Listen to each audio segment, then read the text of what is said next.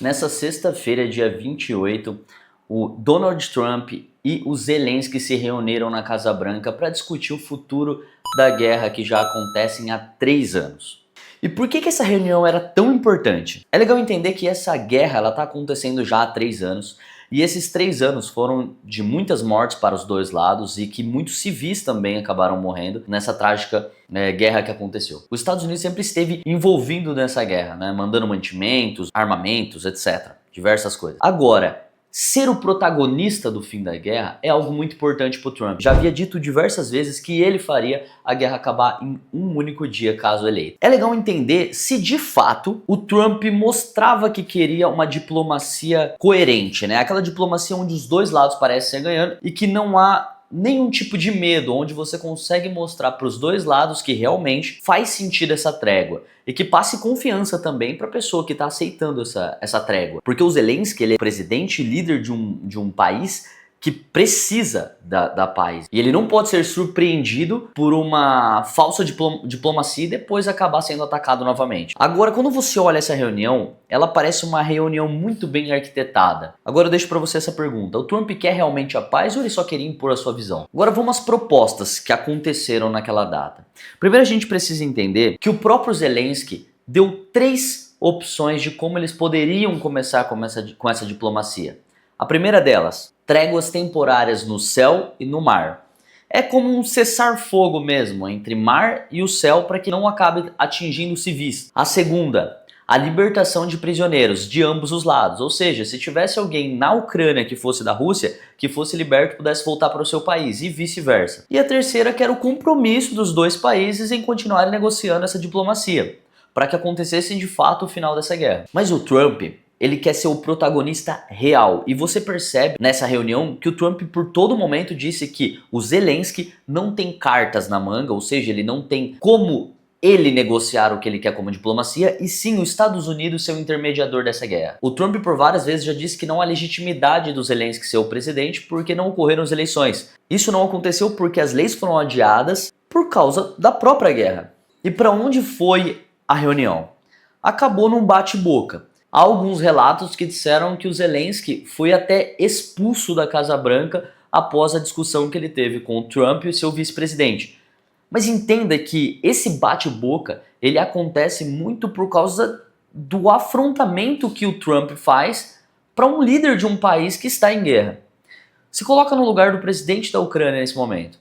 Você tem que defender o seu povo, você tem que negociar uma diplomacia e o Trump quer que você acredite que tudo que eles estão fazendo é sem nenhum risco. Ele está te garantindo que o seu país não vai sofrer nenhuma consequência na diplomacia que ele está realizando, mas que essa diplomacia não tem um plano para acontecer. É simplesmente, acredite em mim, assine esse acordo de paz aqui que vai dar tudo certo. O Zelensky, mesmo sendo expulso da Casa Branca, acontecendo as coisas que aconteceram, ele deixou claro que ele quer sim o final da guerra e diz que a própria Ucrânia será a maior beneficiada caso essa guerra acabe. Porque faz muito sentido para um país que está sendo atacado por 3 anos que tenha um cessar-fogo e que de fato essa guerra acabe de uma vez por todas. Um ponto importante em levar em consideração é entender que mesmo depois de toda essa discussão que aconteceu dentro da Casa Branca, os líderes da Europa acabaram defendendo, a grande maioria acabaram defendendo a posição e a forma com que o Zelensky se comportou nessa reunião, entendendo que de fato fazia sentido as coisas com que ele estava conversando e dialogando com o Trump. Mas mesmo assim entenda que os Estados Unidos, por ser um país muito poderoso e por ter um líder muito imponente como o Trump, fez com que o Zelensky de fato deixasse bem claro que ele está com os termos que o Trump quer e que ele pode sim negociar a paz. Isso foi dito pelo próprio presidente Trump no dia 4, onde ele deixou claro que o Zelensky mandou uma carta dizendo que está de acordo em negociar a paz. E o que isso significa para o futuro? Como essa relação pode afetar a Ucrânia? Como que isso tem um impacto no mundo, na Europa? Depois dessa reunião que foi marcada por discordâncias e bate-boca, o que essa discussão acaba nos dizendo sobre o que vai acontecer possivelmente com a Ucrânia? O primeiro ponto é claro, o Trump não tem a mínima vontade de ajudar o Zelensky da forma com que ele quer. Durante a campanha do Trump, ele disse que não queria ajudar de forma direta na guerra, ele já deixou isso claro. E de fato é isso que ele está fazendo. O cessar-fogo, a ajuda como uma diplomacia de paz, acaba fazendo com que ele não tenha que se envolver de fato na guerra. Até porque ele deixou claro nessa reunião que ele tem muitos acordos, ou teve no passado muitos acordos com o Putin.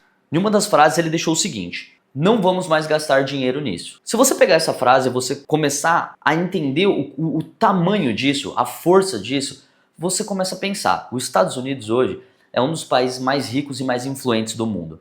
Quando você olha entre Ucrânia e Rússia, a única potência mesmo capaz de ajudar significativamente a Ucrânia é o próprio Estados Unidos, né, com mantimento, armamento, etc. Se os Estados Unidos sai dessa briga, por algum motivo, deixa evidente e claro o quão fraco é uma Ucrânia sem um apoio, né, do mundo, ou apoio dos Estados Unidos, no caso, e o quão forte é o país que deixou de ajudar. Porque mostra o quanto um país pode ser significativo no apoio numa guerra. Agora, se realmente os Estados Unidos deixa de ajudar na guerra por algum motivo, quem se beneficia com isso é o Putin. Né? Lógico que agora está tendo toda essa discussão sobre quererem a paz. Eu de fato não acho que o Putin quer a paz dessa forma simples, até porque eu compreendo e entendo porque o Zelensky tem esse pé atrás e esse medo. Faz sentido ter, até porque o Putin em nenhum momento quis esse acordo de paz. Mas agora, se você olhar para a Ucrânia, o cenário acaba sendo complicado. Sem um apoio militar, sem armamento, etc. Se de fato o Zelensky não quiser esse acordo, por não acreditar na diplomacia, ele só tende a perder também. É como se ele tivesse duas opções e as duas fossem ruins. O que ele vai optar nesse momento é por uma menos pior. E essa menos pior é a que ele está tomando a decisão, que é ir para uma diplomacia que você não sabe bem ao certo como vai acontecer, mas que pelo menos tem uma chance de dar certo. Diferente do outro caso, onde você poderia ter um afastamento dos Estados Unidos e realmente um problema gigantesco na guerra, pensando que você não tem mais a força que você tinha com o apoio dos americanos. Mas como eu disse, a guerra ela não aconteceu do nada. A guerra tinha interesses econômicos, geográficos, entre outros. Quando você pensa que uma guerra não começa do nada, ela também não termina do nada. Dentro dessa pasta de negociações, porque quando você pensa numa diplomacia, a diplomacia não é só um cessar-fogo. Não vai sentar o Putin, o Zelensky e o Trump vai dizer assim, não, beleza, vamos parar a guerra? Ah, beleza, morreu um tanto seu, morreu um tanto meu, coisa linda. Não, não vai acontecer isso. Nesse caso, vão ter coisas a ser discutidas que vai beneficiar um país ou outro.